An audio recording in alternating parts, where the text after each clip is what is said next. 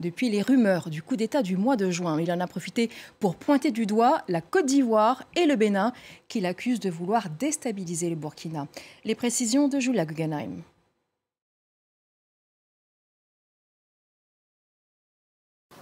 Dans un discours de plus d'1h30 à Ouagadougou, dans un palais des sports comble, le président de la transition, Ibrahim Traoré, a déroulé sa vision pour les 5 prochaines années. Période d'ailleurs à laquelle il confirme allonger la transition.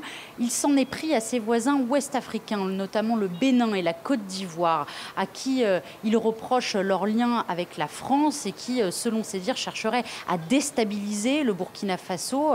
Le président de la transition a affirmé que le Bénin hébergeait 2 bases militaires françaises, information que Paris a démentie à maintes reprises, et que celle-ci opérait comme un centre de commandement terroriste. Il a également évoqué sa volonté de mettre un terme au permis des grandes multinationales étrangères sur la question minière, de manière à nationaliser cette industrie. Enfin, il faut noter que cette intervention, cette prise de parole intervient seulement quelques jours après le premier sommet de l'AES, l'Alliance des pays du Sahel, qui a réuni à Niamey les juntes nigériennes, burkinabées et maliennes, afin notamment d'entériner leur sortie de la CEDEAO. Les partis politiques de nouveau en activité au Mali, après une suspension de près de 3 mois par la junte au pouvoir. Le chef de la junte, le colonel Assimi Goïta, avait décrété la suspension alors que les partis protestaient à ce moment-là contre le maintien des colonels à la tête du pays après l'échéance de mars 2024, à laquelle ils s'étaient engagés à céder la place à des civils après des élections. Une annonce sans surprise, le président algérien Abdelmadjid Tebboune briguera bien un second mandat pour la prochaine présidentielle. Arrivé au pouvoir en 2019 de l'Algérie, il avait annoncé en mars la tenue d'une élection présidentielle anticipée le 7 septembre. La liste des candidats retenus doit être annoncée le 27 juillet.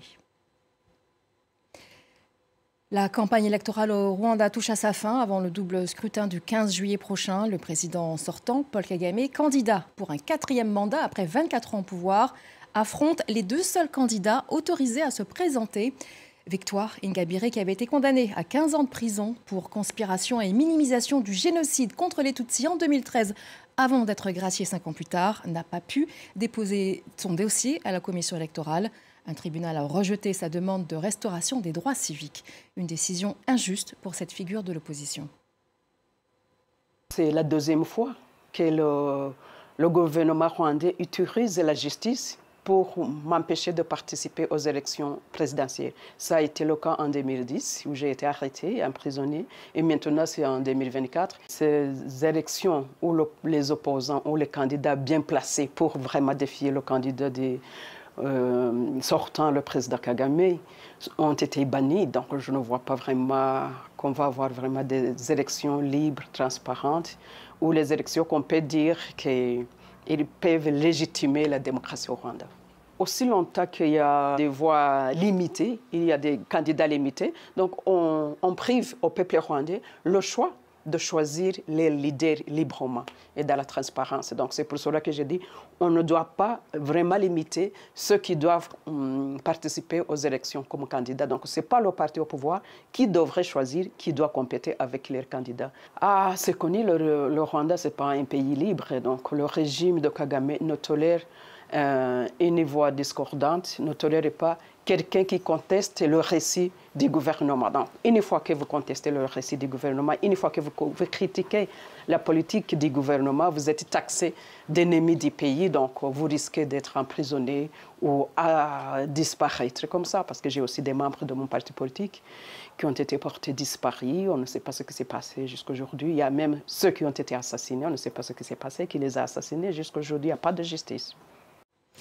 La quasi-totalité du gouvernement kényan a été limogée. Un remaniement ministériel attendu depuis les manifestations d'ampleur qui avaient secoué le pays après l'annonce de nouvelles ponctions fiscales. Seuls le vice-président et le ministre des Affaires étrangères conserveront leur portefeuille.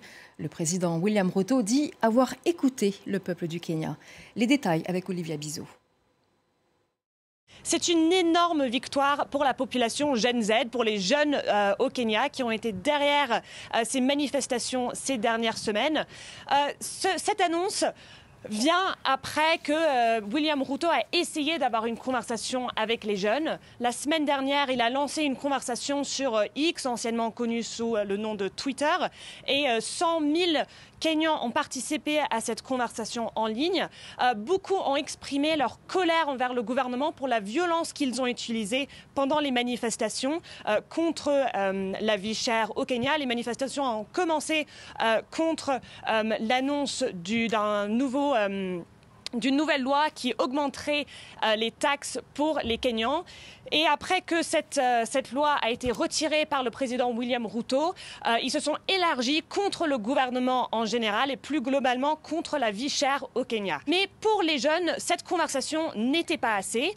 Ils voulaient plus, donc le président Ruto a aussi annoncé qu'il allait réduire les dépenses publiques. Il a notamment annoncé qu'il allait réduire tous les déplacements non obligatoires. Il a aussi dit qu'il allait supprimer le budget de la Première Dame.